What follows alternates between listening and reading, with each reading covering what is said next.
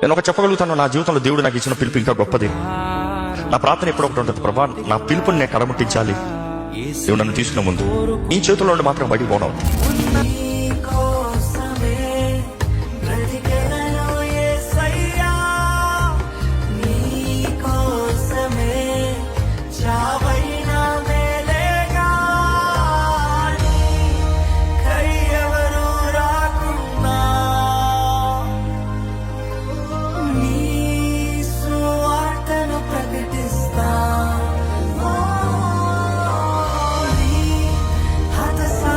దేవుడు నమ్మదగిన దేవుడు,